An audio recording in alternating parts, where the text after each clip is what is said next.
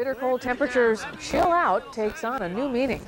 We caught up with some of the last members of the Lake George Polar Bear Club as they took their annual dip into the lake. More than 50 people splashed around in the 38-degree water.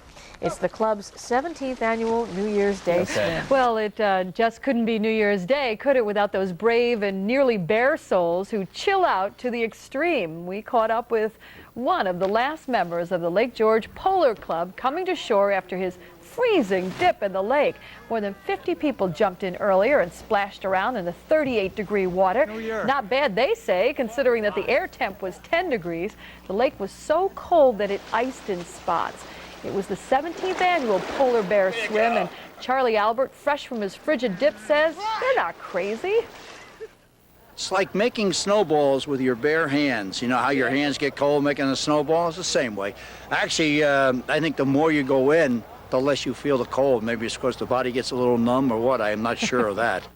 I bet it does. One swimmer told us he loves the tradition, that it clears his head for the new year. All right, thanks, Noah. If you got a blanket, you may want to pull it around a little bit tighter right now. They do it every New Year's Day and have for the past 17 years. The Lake George Polar Bear Club, along with about 50 guests, took the plunge into a very frigid Lake George. Temperatures in the single digits. John James has the chilling details.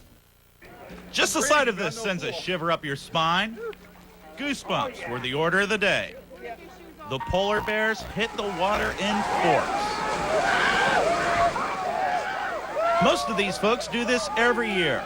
My question, everyone's question, is why? It's a challenge. Yeah, it's a great way to say start that we the did year. it. Yeah. We were at a bar one night. See, that's how all this stuff happens. And she mentioned it, and I told Bill I'd get my bikini for him if we did it. And People of all ages took the plunge. Well, how long do you plan on staying in the water today? 10 minutes. I don't know.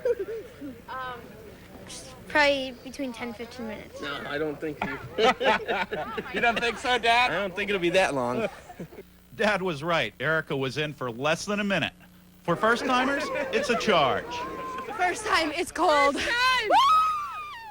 They claim the water's 38 degrees here, but just before the swimmers went in, this is what they pulled off the top. Overnight temperatures down below 0.